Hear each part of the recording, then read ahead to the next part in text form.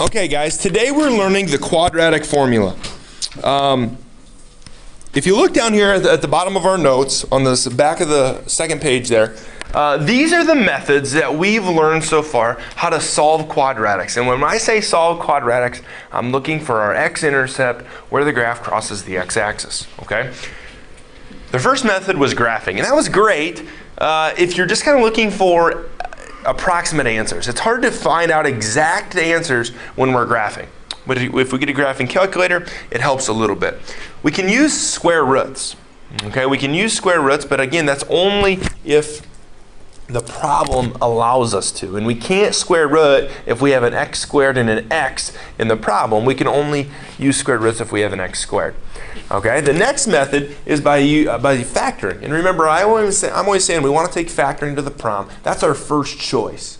Some quadratics don't factor, so then we have to have square roots and completing the square, which is the next method. Now, completing the square works, but like we did in the example there, it's kind of ugly when our b value is odd. Would you guys agree with me there? So when our a value is more than 1, and you got to divide, that could get ugly, or if our b value is odd. This last method is called the quadratic formula. And the quadratic formula is great because you can use it whenever you want. Okay, I still think factoring is our best method. Okay, I think completing the square isn't that difficult, but again, it only works in certain quadratics. Quadratic formula works for anything. Okay, now what I want to do is a question that I get a lot of time is, Mr. Cole, where does the quadratic formula come from? Where does this come from? I'm going to show you.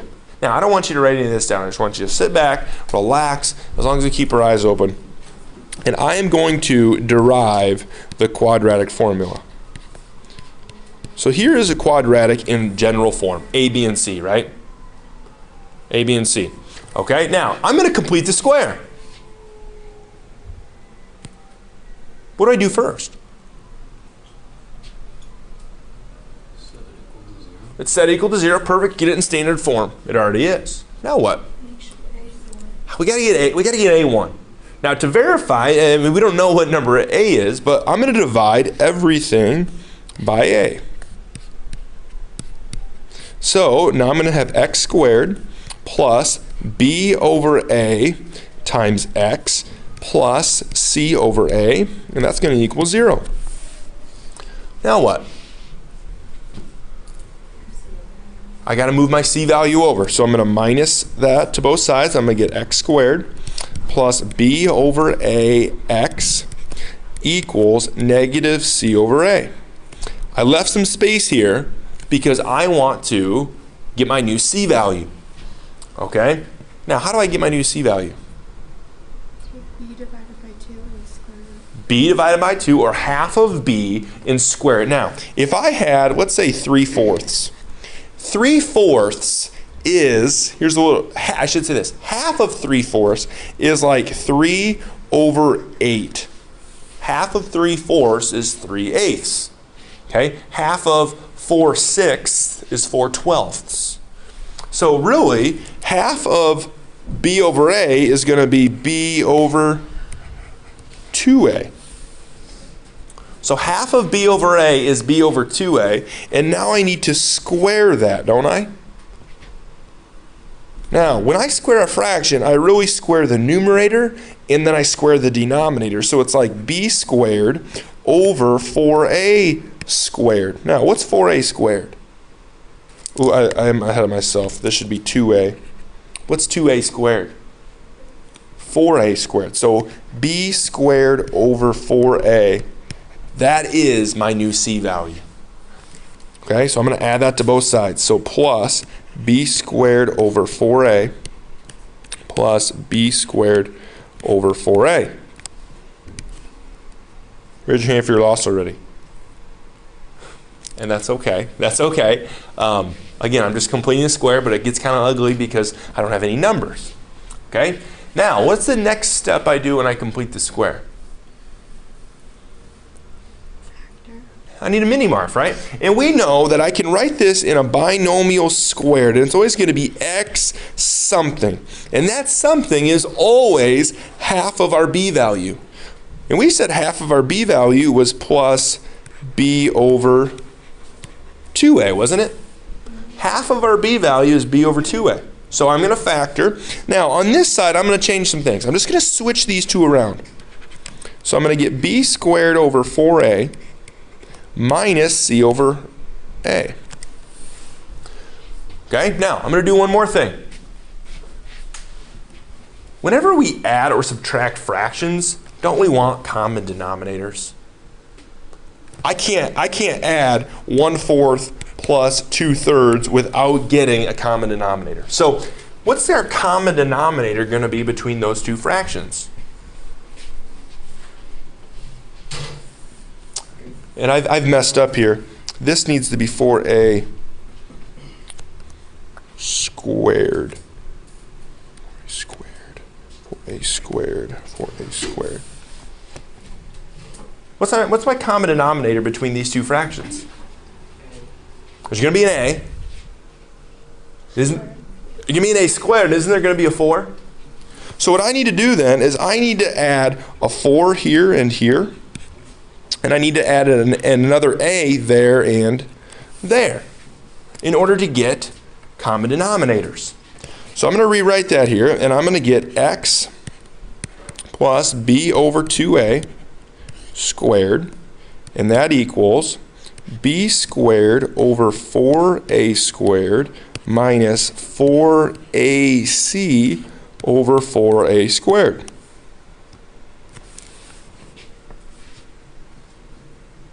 Now, anytime I'm subtracting fractions with the same common denominator, I can actually write that under one common denominator. So I'm going to just rewrite this here real quick. Put a minus there and make it one fraction, and my common denominator is 4a squared. So I'm completing a square, but in the last two steps, I've just kind of done some rearranging. What's my next step when I complete the square? Absolutely. Jules, I thought you said you were lost. But you know the square root, right? So when I square root, those are going to go away. So I'm going to get x plus b over 2a equals plus or minus. Now guys, when I square root a fraction, it's really square rooting the numerator and I'm square rooting the denominator.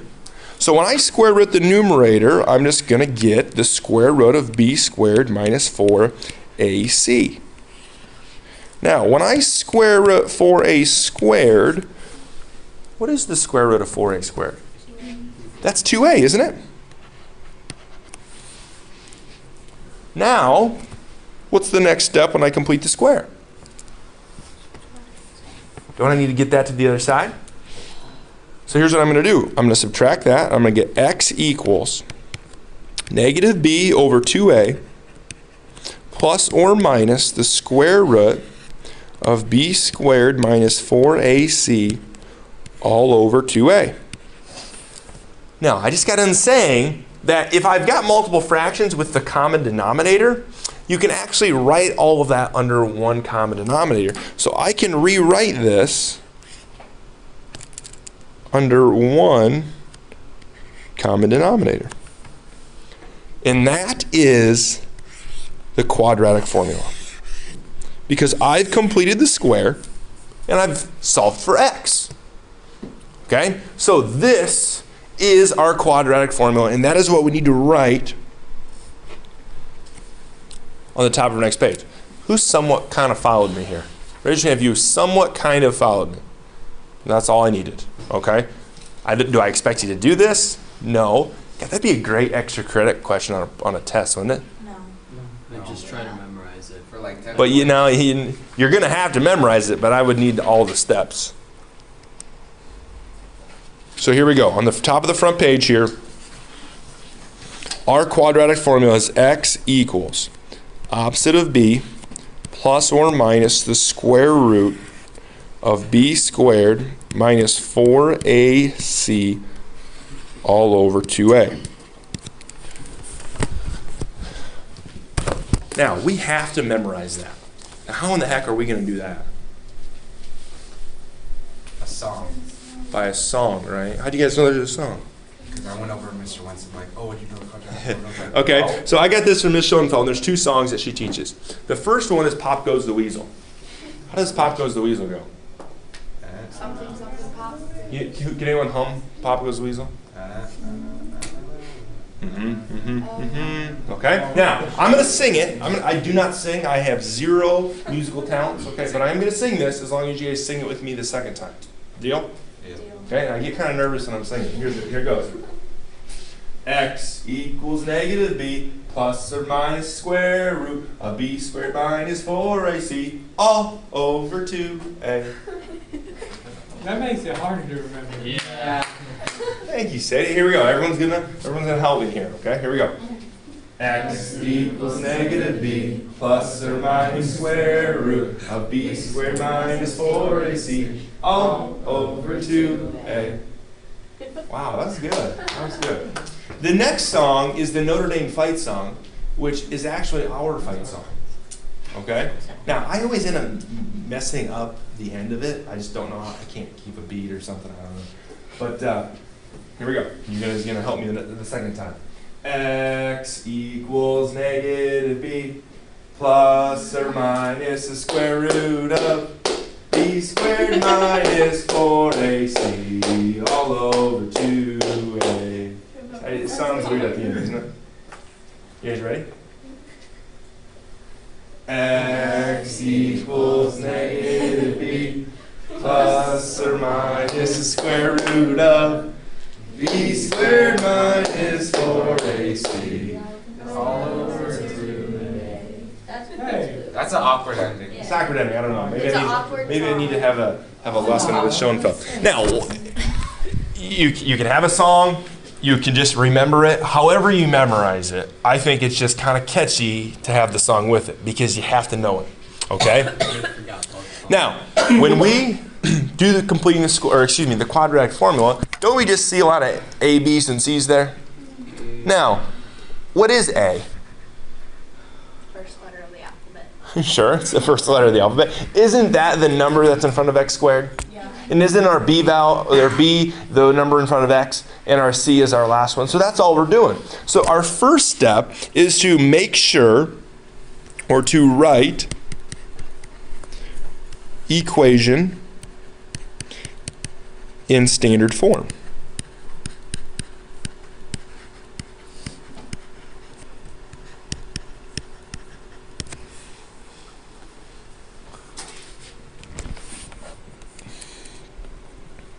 Okay, the next step is to plug in A, B, and C into formula.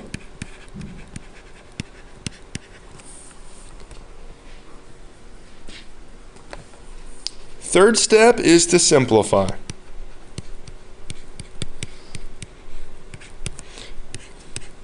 And I want in parentheses put be very careful.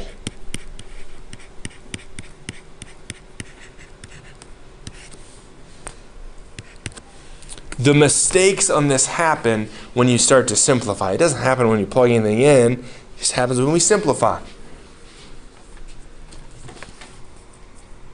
Okay, so here we go. First one there. Is that in standard form? No. It's not, so we need to minus 5 to the other side. And I'm going to get x squared, I'm going to write it here, x squared plus 3x minus 5 equals 0. So another thing I think that's important, early on anyway, is to actually write this out. Put a equals 1, b equals what? 3, and c equals negative 5. Just to help you identify those. Once you get good at it, we don't need to do that.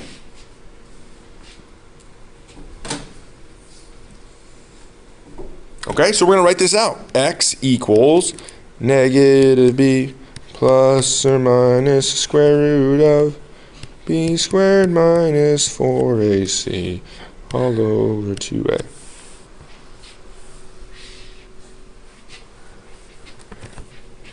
We're going to plug all those in. Guys, I'm a firm believer. I'm kind of old school when it comes to this. I'm a firm believer in writing out the formula. I really am. Don't cut corners. Write it out. It took me probably 8 seconds to do it, and I was singing the song. 8 seconds. That's it. Write the formula out. So opposite of B is -3. Now, I just said the opposite of B. In the song, it says negative B. I guess we could say opposite of B. I like to say opposite because if it's already negative, well, then it becomes positive. So opposite of B plus or minus the square root of B squared. Now, here's an important thing. If it's B squared, anything squared is positive. So this will never, ever, ever, ever, ever, ever be a negative number. So this is going to be 9 minus, now watch me here, 4 times A times C. Do not try to do that in your head. There's 2 places where you're going to mess up. The first mistake is simplifying the fraction. I guess that would probably be the second one because it happens later. The first one is this idea of minus 4AC. Because there could be potentially a lot of negatives going on in there. Okay, and I'll just write all over 2A, which is 2 times 1. So here we go. I'm going to write it out again. I'm going to say -3 plus or minus. This is a problem area. Here's what I always do. I look for the number of negative signs. And here's why that helps. If there is an even number of negative signs, is that number going to be positive or negative? Positive. If there's an odd number of negative signs, well, then it's going to be negative. Okay? There's 2 negative signs, so that means it's going to be a plus. So I'm going to have 9 plus, now 4 times 1 times 5 is 20. So it's going to be plus 20 all over 2.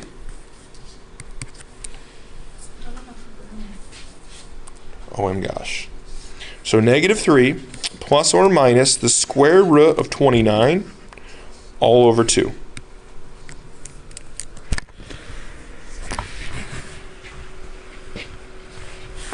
Okay? Now, can we simplify the square root of 29? I can't. Okay? We always need to ask ourselves, can I simplify the square root? And I can. Now, that is our answer. That is our final answer. Because we can't simplify anymore. And I'll do some more examples that actually show you how you can simplify certain ones more. But that is our answer. Now, what does that mean? Here's what I want you to do. Everyone take a calculator out. And we're going to take -3 plus the square root of 29 and hit enter. And then divide by 2.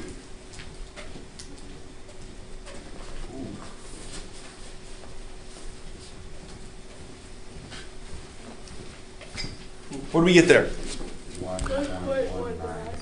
1.19. Okay? Take -3 minus the square root of 29. Hit enter, divide by 2.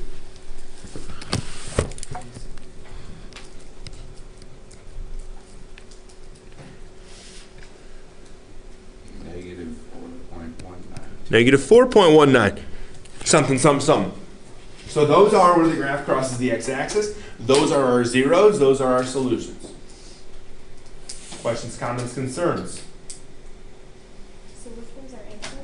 Our answer is here. I want to leave it in this form, okay? But I just kind of did this just to show you what kind of numbers are these. So -3 plus or minus square root of 29 over 2. That should how we leave our answer. That should be how we leave our answer.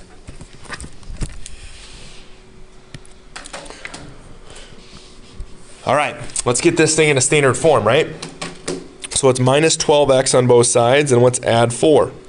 So I'm going to get 25x squared minus 20x plus 4 equals 0.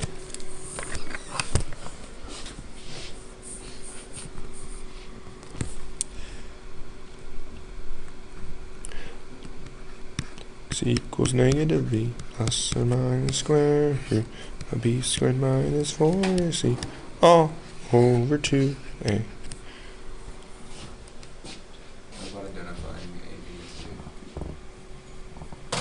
So our a value here is 25. Our b value is -20. and our C value is positive 4. So if I plug those in here, negative b, or opposite of b, is 20 plus or minus the square root. What's negative 20 squared?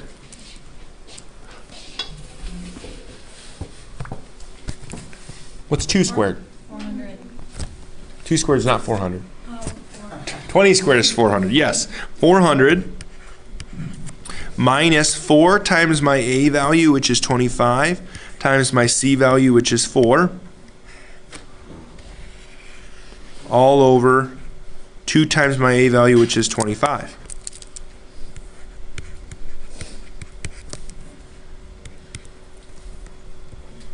So I'm going to get 20 plus or minus.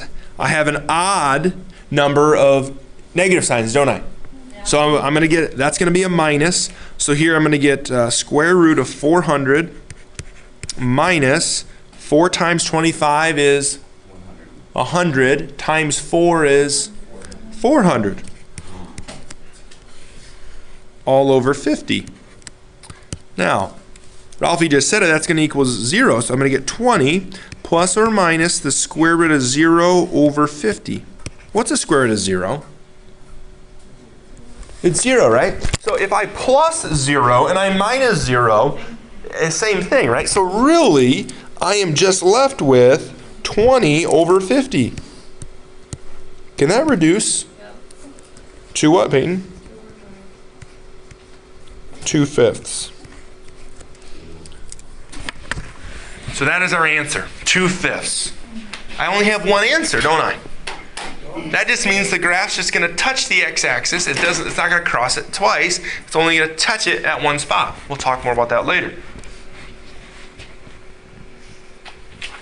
Questions there at all?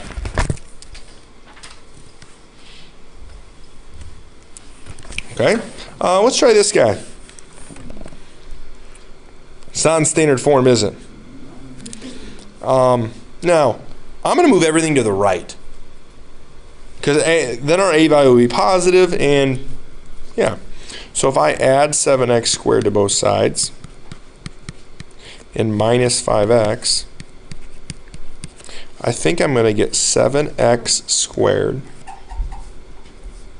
minus 2x plus 4 equals 0. Is that right?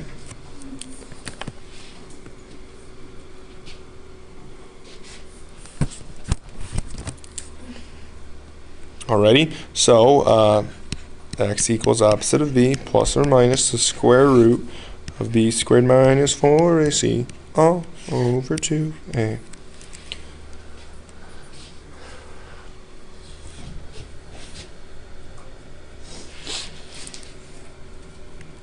So opposite of b is going to be positive 2 plus or minus the square root of b squared. Negative 2 squared, Luke? 4 plus or minus, minus 4 times my A value, which is 7, times my C value, which is 4, all over 2 times 7. As I'll say this right now, you will make mistakes when you try to do too much in one step. If you try to do all this number crunching in one step and try to just figure it out, that's when mistakes will happen, guaranteed. So I have positive 2 plus or minus the square root of 4. I've got an odd number of negative signs, so it's going to be minus. 4 times 7 is 28. And 28 times 4, 112. All over 14. I'm going to go up here. So my final answer, x equals 2 plus or minus square root of, what's that, 108? Oh, negative 108 all over 14.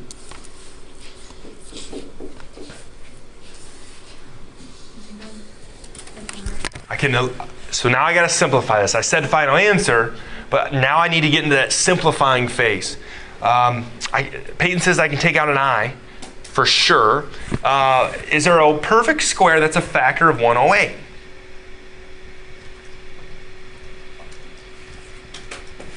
Divided by 4, 108 divided by 9, 108 divided by 16. Okay, now here's the problem. 4 works, Peyton, but then we can keep going. We want the largest perfect square, and Ralphie says it's 36, which is correct. So watch me here. X is going to equal 2 plus or minus, and guys, honestly, I'm going to go over here. I'm okay with you doing this like on the side. We're just going to simplify negative 104, or 108, excuse me. So I know there's going to be an I, and I'm going to say the square root of 36 and the square root of what's left over? 3. And the square root of 36 is 6, so it's going to be 6i square root of 3. So I'm now going to put that in here. So I'm going to have plus or minus 6i square root of 3 all over 14.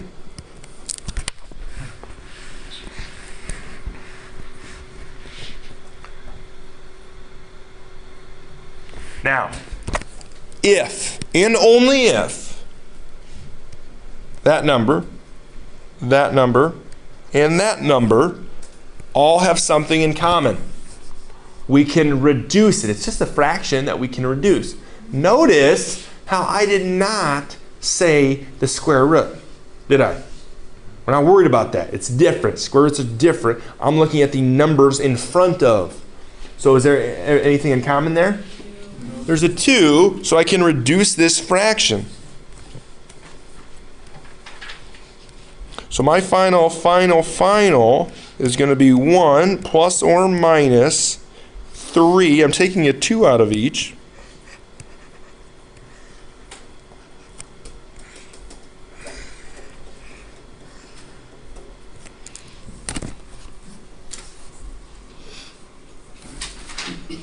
How are we doing so far?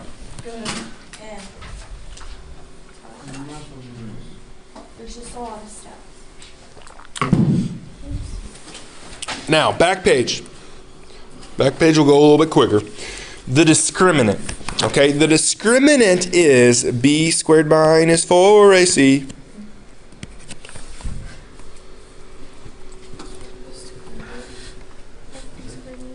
What? Isn't it the square root of b squared minus? Correct. It's the square root of b squared minus 4ac, but the discriminant is just what's inside. Okay? Now, the b squared minus 4ac, the discriminant, we can tell what type of answers we're going to get just by looking at the discriminant. Okay? So if the discriminant is positive, negative, or if the discriminant is 0, that will tell us what type of answers we're going to get. Okay? So if the discriminant is positive, it's a positive number, that means we're going to get 2 real solutions.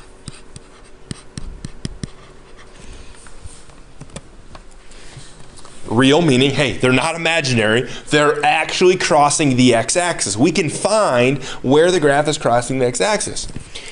Graphically, that means it will cross the x-axis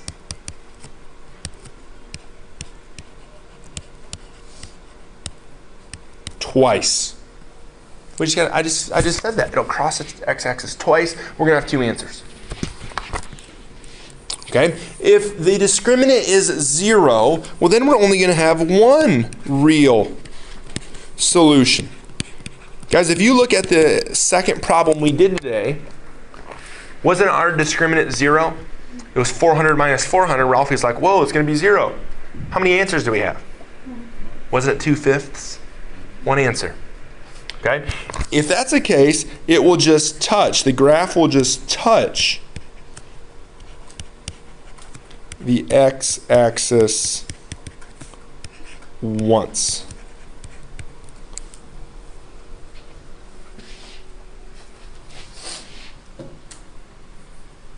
Okay? And lastly, if the discriminant is negative, well, the discriminant is whatever's inside the square root. So if we have a negative inside the square root, kind of like we did on this last example, Wasn't our discriminant negative 108? What kind of answers did we have? We had i's in there, so they're imaginary. So if our discriminant is negative, we're going to have two imaginary solutions. Now, if we have imaginary solutions, how many times is the graph going to cross the x-axis? 0. Okay? So it will never cross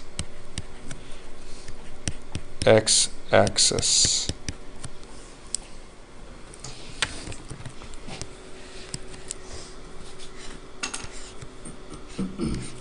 So if I just draw a little sketch here, if it's positive, it's going to cross the x-axis 2 times. If the discriminant is 0, it's just going to touch the x-axis at one spot. And if the discriminant is negative, well then it will never cross the x-axis.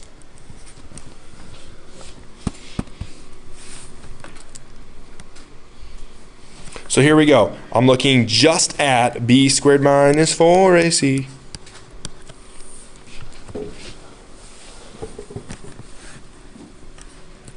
So my b value is negative 6, so negative 6 squared is 36 minus 4 times my a value, which is 1, times my c value, which is 10. I have an odd number of negative signs, so that's going to give me a minus.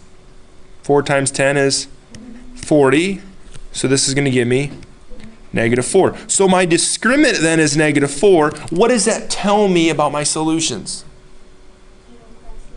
The graph's not going to cross the x-axis. How many solutions am I going to have? 2, and they're going to be imaginary. So 2 imaginary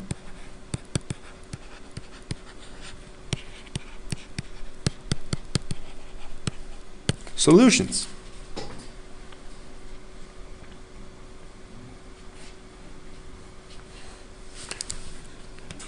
B squared minus 4ac. Ralphie, quick question? So if we were doing like quadratic formula, negative 4 would go inside. Correct, yeah. So we're not actually finding the solutions, we're just kind of getting some insight on how many solutions we're going to have and what type they are. But if we were actually doing the square or the quadratic formula, negative 4 would go inside the square root. Yeah. So here I'm going to get 64 minus 4 times my a value, which is 4, times my c value, which is 4. Again, I have an odd number of negative signs. I've only got one of them, so I'm going to have 64 minus 64. Well, that's going to give me 0. How many solutions? 1, and it's going to be real. How many times will it cross the x-axis? Only 1 time, and actually, it's only just going to not going to cross it, it's just going to touch it. Just bloop, touch. Just touch. And lastly, this isn't in standard form, is it? No, so I better minus 6 on both sides. 7x squared minus 3x minus 6 equals 0.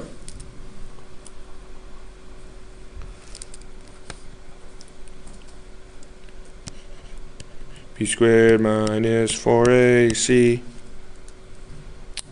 So my b value is negative 3. Negative 3 squared is negative 9.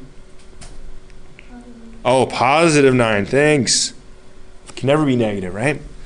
Minus 4 times my a value, which is 7, times my c value, which is negative 6.